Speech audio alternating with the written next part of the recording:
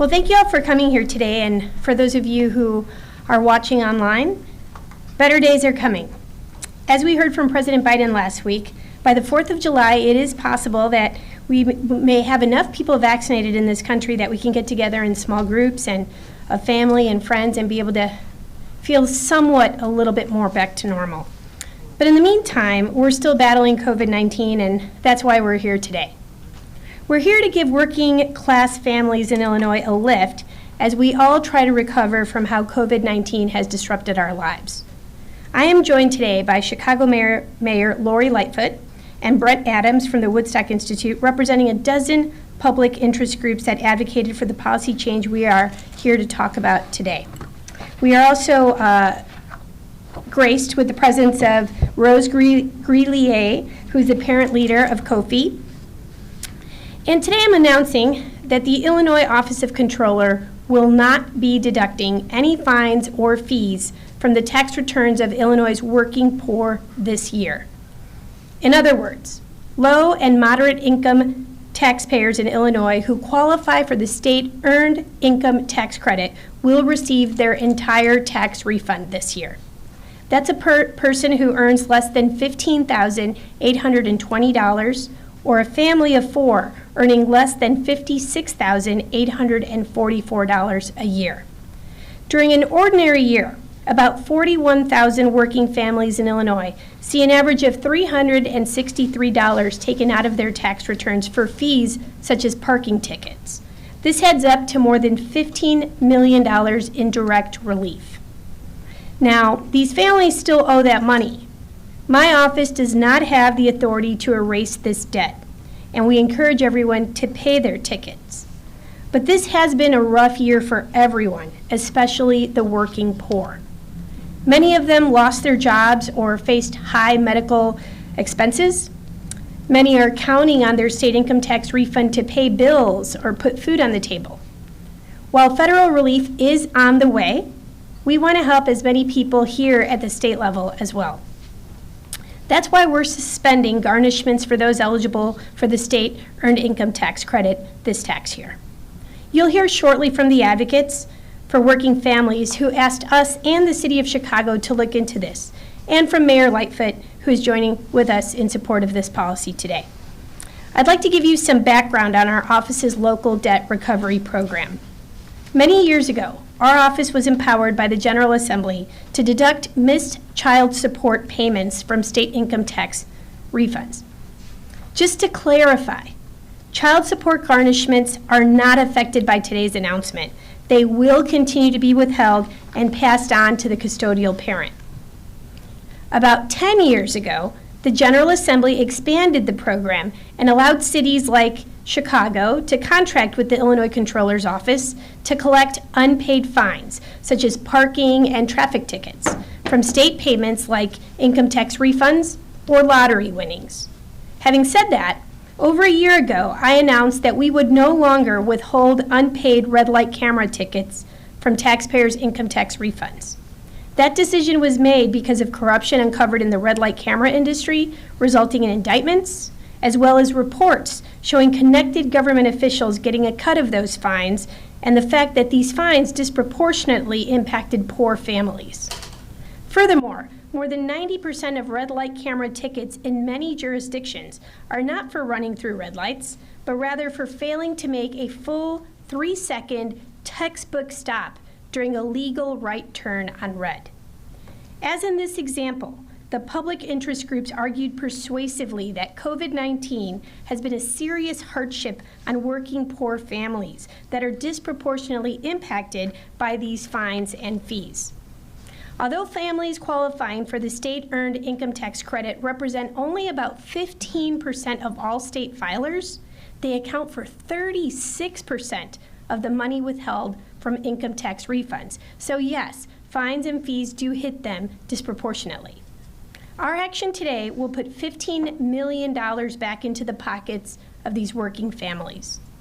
Families now, especially I would say now during a pandemic, count on these income tax refunds to pay for more critical bills, such as rent, groceries, and medications.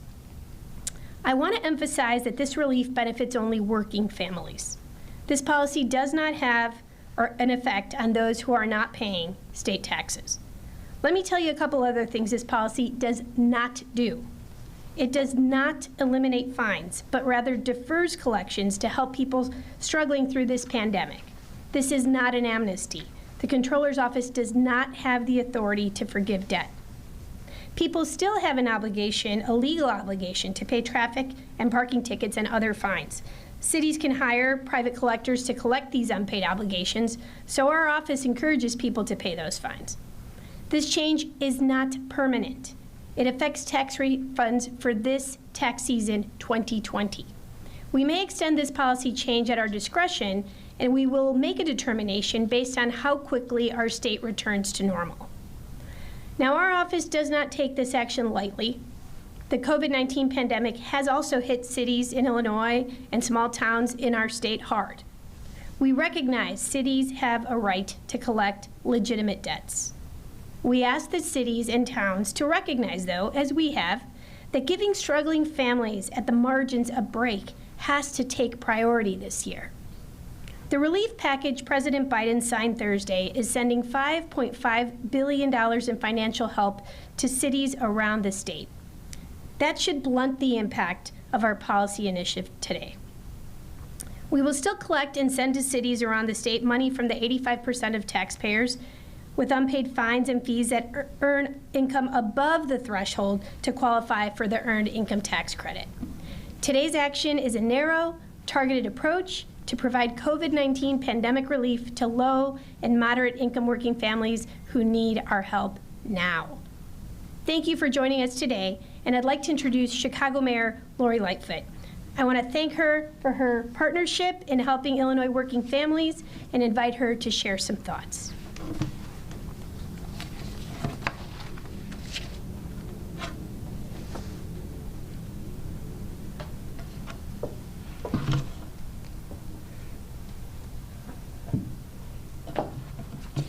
Hi, good afternoon, everyone, and thank you to my friend, Comptroller Mendoza, who's always been a champion for working families in our state.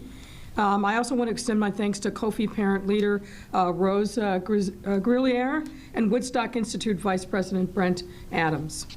As you just heard from the Comptroller, we are here to announce the low to moderate income Illinois taxpayers that qualify for the Earned Income Tax Credit will now be getting additional relief. While this may sound technical to some, this measure is a big help for working families here in Chicago and across the state. And why is the Earned Income Tax Credit important? Here's why. This tax deduction is designed specifically to help low to moderate income working families. Based on 2020 numbers, the minimum credit per family was around $3,500 at the low end and up to $6,600 for families with 3 or more children. The Earned Income Tax Credit is one of the few tax breaks for working people, and it's important that everyone eligible takes advantage of this opportunity. The Biden administration has recently made it easier to take advantage of the Earned Income Tax Credit. You can use either your 2019 or your 2020 income, whichever gets you the biggest credit.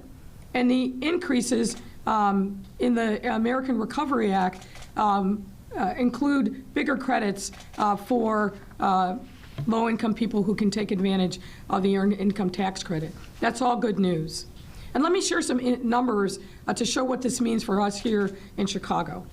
An estimated 546,000 Chicagoans are eligible for the Earned Income Tax Credit. That's 22% of our households. This, by the way, includes about 276,000 children, which is a significant portion of Chicago's kids. However, only about a fifth of the Chicagoans eligible, however, about a fifth of the Chicagoans eligible don't take advantage of this Earned Income Tax Credit. If just 5% more did, we'd see over $52 million in economic benefit here in Chicago. That's why taking advantage of the Earned Income Tax Credit makes a significant difference. Now, thanks to Comptroller Mendoza and her team, these same families will now be able to receive the full amount of what they're due on their tax refund. And that's got to be welcome news for anyone, no matter how much you make. But for our families that are eligible, this is significant. And it goes double for after the year that we've had. Because it's these same working families that have carried the heaviest burden from the COVID-19 crisis with hours cuts, job loss, and other financial and other burdens. And with it, healthcare, transportation, and all of the other essential costs either remaining the same or going up when they have less money to spend over the course of this crisis. And as someone who grew up in a family who lived under tough circumstances, I can still remember the stress that we all felt, worrying about being able to pay utilities, whether it was a gas, a light, or water, worrying about whether or not you could pay your rent or your mortgage, whether your car was going to be there when you woke up the next morning or repossessed because you hadn't paid your bill. Going through that, the stress and the worry is significant and takes a toll, and at times can feel overwhelming. That's why, with Comptroller Mendoza's leadership, I am happy to join in this initiative. This is just another way in which we are trying to ease the financial burden on working families in our city. And we've shown that leadership through things like raising the minimum wage, which July 1st of this year will go up to $15 an hour, enacting a fair work week scheduling ordinance, reforming our fines and fees policies, and some of the things that the comptroller has talked about. We shouldn't be sending people to bankruptcy simply because they owe fines and fees, particularly on non-moving violations. And we have spent significant time uplifting the stories and the rights of home care workers, many of whom are women of color. That's why this and other reasons makes me proud to stand with Comptroller Mendoza to announce this new measure. We have to support our families, we have to support our children, and by doing so, we support our entire city. Now, though we still have a long way to go before we are at the end of COVID-19, the light at the end of the tunnel absolutely is growing brighter and closer every single day. And in addition to today's announcement, we are also overjoyed that the President was able to sign the American Rescue Plan last week, delivering over $350 million in direct financial assistance to state and local governments across the country, $1,400 in direct payments to 85% of American households, direct payments to families with children that could cut child poverty in half, and billions across other COVID-19 testing and tracing, restaurants, small businesses, offering job security, and K-12 school reopening support. This is not the only relief desperately needed by Chicagoans' families, but it's fuel that will charge us into the historic recovery that we must embrace and take advantage of. Our job now as leaders is to do everything in our power to ensure that that recovery is equitable, inclusive, and make sure that we are lifting everyone in every neighborhood regardless of their circumstances. Any recovery that sees one part of our city succeed while the other struggles is no recovery at all. And when we think about this recovery, how we use the stimulus dollars in the smartest possible way must be guided by our values. The values must include understanding the way in which our people have truly been impacted over the course of this very long, hard year, focusing on supporting those in particular who have been left out of stimulus and other supports, learning the lessons from the past. And let me emphasize this: we must not make the similar mistakes that happened after the 2008 and 2009 recession with the monies that came from the federal government. We have to be smarter and learn those lessons. And using the funds to kickstart the creation of jobs and small business opportunities in our neighborhoods. And we have to do all of these things in the smartest, most fiscally responsible way possible. If we squander these resources on short-term projects that don't build a solid economic foundation for the future, we will repeat the painful lessons of the past. We must view this as an opportunity to right past wrongs, with whether they are societal or fiscal. Again, I want to thank Comptroller Mendoza and her whole team for their incredibly great work and their partnership in this effort. And with that, it's my pleasure to welcome Kofi Parent Leader Rose Grillier to the podium to share her thoughts and what the impact of this is going to be on the people that she represents and people and herself. Thank you. Do you want me to move it?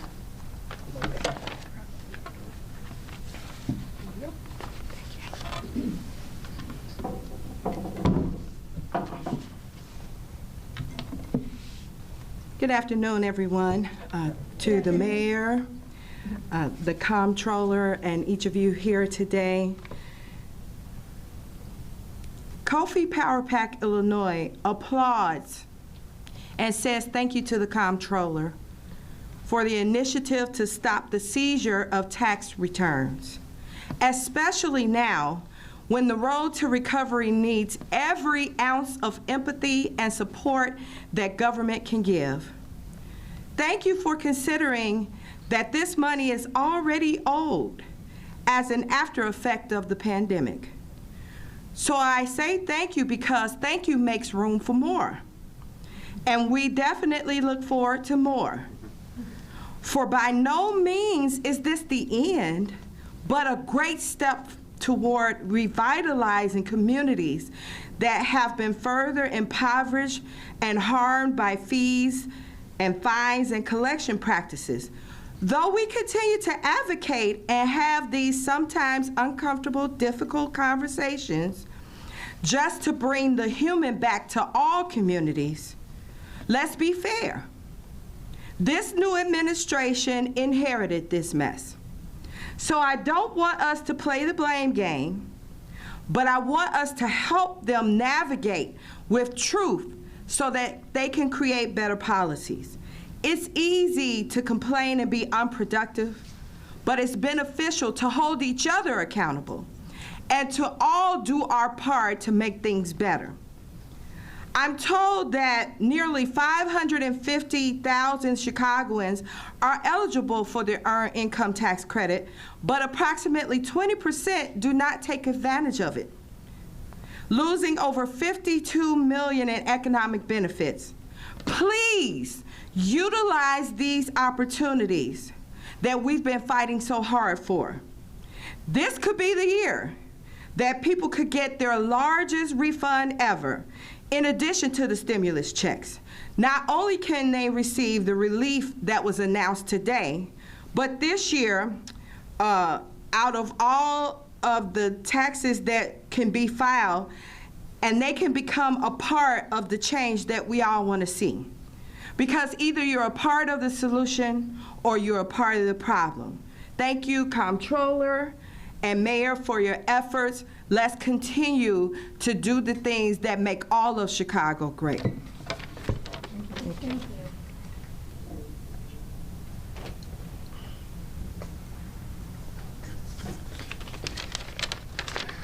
Thank you, Ms. Rose, and thank you for all of your work on this and many other issues. Good afternoon. My name is Brent Adams, and I am the Senior Vice President of Policy and Communication at Woodstock Institute. Woodstock does research and advocacy on consumer financial protection with an emphasis on communities of color and lower income people. First, I want to say how nice it is to see you folks in person here today, and instead of on a TV or a computer screen. I didn't even mind rummaging through my closet for this pair of pants, although I apologize for the wrinkles. Some time ago, Mayor Lightfoot described the city's reliance on fines and fees as an addiction. This is the perfect metaphor. As a person in recovery from addiction, I have 4 years clean and sober on Wednesday. Thank you. I know that recovery doesn't happen overnight, and it doesn't happen by tweaking a few things. Among the many slogans we have in recovery is this one. Question: what do you have to change? Answer: everything. Chicago's system of fines and fees, including methods of collection like this, is a regressive tax that Mayor Lightfoot inherited. According to the Chicago Reporter, 83.8% of the money collected through the program from Chicago residents last year hit zip codes where the median household income falls below $55,000. That's 83.8% of the money collected in Chicago. Protecting the tax refunds of folks who receive the Earned Income Tax Credit is an important step in the right direction. For low-income folks, their tax refund is perhaps the only opportunity in the year to make a concrete improvement in their financial situation. The EITC can enable someone to pay off a high-interest predatory loan, for example, saving them thousands of dollars in fees and interest and substantially multiplying the impact of the EITC. In our economy, wealth creates wealth, and it is very expensive to be poor. High interest rates, overdraft fees, late fees, these are all penalties for being poor. Key to combating structural inequity is to put more money in the pockets of lower income folks who are disproportionately people of color. Protecting the tax refunds of lower income families gives them a chance to build a better life for themselves and their community. Comptroller Mendoza, Mayor Lightfoot, thank you for this step forward towards budgetary sobriety. Please lean on us and consider us a resource as we continue this important work. Thank you. Thank you, Brian.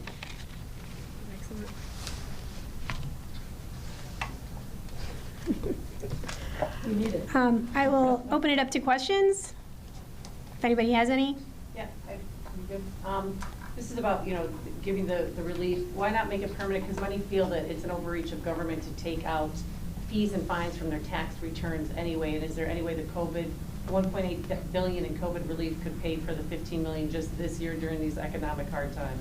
It's a great question. My office does not have the legal authority to forgive debt, so the best we could do is to defer it. It'll be up to the mayors to decide. Remember, this is a statewide program. I mean, the mayor is here in support of this initiative, which I'm very thankful since they're the largest chunk of that. But that'll be up to the municipalities to decide. And when do they have to pay this back by? So this would be for the next tax season. So it would carry over, and they wouldn't have to pay for it this time, but if it's still on the books for next year and the municipalities send that to us for collection, essentially they don't have to resend it because it's already in our system. Then that's when it would come due. And we may, as I mentioned in my remarks, we may defer it next year. It just all depends how we recover from the pandemic. If we recover quickly, then, it may be collected. If we don't, it's very likely that I'll defer one more year. But again, forgiveness is not something that I have any legal authority to do. Mayor, can we ask you a question on a separate topic? Is that okay? Yeah, let's just see if there's any other on-topic questions. And then I don't know if you have any. I've got a couple of others for you on other topics. Okay. Go ahead. So the shooting this weekend in the city that left 2 people dead has a disturbing past at that address. 8 cease and desist orders of other violations as well. Should that building have been shut down prior to this weekend? If not, what triggers a shutdown? And will your office be going after those owners? So I'm just learning about that history over the course of the weekend. Obviously, there's been other city involvement with that building. What I can tell you is that the BACP, the Business Affairs and Consumer Protection, are working in cooperation with the police department to understand exactly what happened and take appropriate action. Obviously, that was an unauthorized use for that facility, and given the history, I would expect there to be some significant activity taken. So you think that those owners should have continued to own even after? No, I'm not saying that. What I said is this. I'm becoming aware, I started becoming aware of the history of that building that obviously goes back and predates my time as mayor. My direction to BACP and to the police department is thoroughly investigate what happened. We'll have a better understanding of what the history is and take appropriate action. If they have violated prior admonitions about uses in that building, then we're going to take stern action against them. Mayor, we've had the second police officer shot in the last 24 hours. This one, an off-duty officer, I believe, on 89th Street. What would you like to say to those 2 officers and their family members? And are you with them on their jobs, knowing how dangerous this is every day when they? Of course, I'm with the police. They have a very, very difficult job. They're one of the few city employees that actually run towards danger, and we can never underestimate the difficulties of the stresses that they face every single day. They're providing assistance to our residents in our city at a time of their greatest need, and they're, as a consequence, seeing incredible trauma and stress. I'm on my way to the hospital after this press conference. I've been in contact with the superintendent, who's been updating me on the officer's condition. He's undergoing surgery, and I will get to the hospital and meet with the family. We have a question from Aaron Haggerty at the Daily Line. Do you expect to submit your civilian police oversight proposal by this Friday's public safety meeting? And do you expect you'll try to pass it through the full city council this month? So we are in conversation with a range of different stakeholders about civilian oversight. As I've said before, this will be one of the most significant changes in local policing, maybe in the history of the city. This is not something that we can take lightly, and no one involved does, least of all me. I will remind you that as the head of the Police Accountability Task Force, it was our task force that specifically called for civilian oversight of the police department, and we are working to make sure that we have a form of oversight that balances a range of different interests that are involved. So we'll make sure that we get this right and continue our conversations with the relevant stakeholders. Guys, 2 more questions. One, it's a sports question. IHSA and the Illinois Department of Public Health have agreed to allow 20% capacity at football games and soccer games that are outdoors, but CPS is not allowing that. No fans, no parents, no scouts for recruiting. Do you think we can exercise some common sense here, and could you help parents and So we scouts are get into the games? Are you still considering it? CPS is working through these issues. Obviously, we are just in the process of getting our kids back in school, so we'll be working to see what we can do to comply with the guidance that's now been given to us by IHSA. Okay, and last question to both of you. Have you watched City So Real, and were you guys portrayed accurately? It's a 5-part series on Hulu, obviously, you know about it. Yes, I watched it, and I'll leave it to the viewers to determine whether or not I was portrayed accurately. What about you? Truth be said, I watched the first 2 episodes, and that's as far as I got. I'm sorry. I haven't finished watching it. All right. Okay. I didn't make it to the part that Lori and I had some fun remarks in, I think. But I heard about it. That's the best So part. that's probably the best part. I know, I haven't seen it. But. All right, thank you all very much. Thank you. Thank you. very much.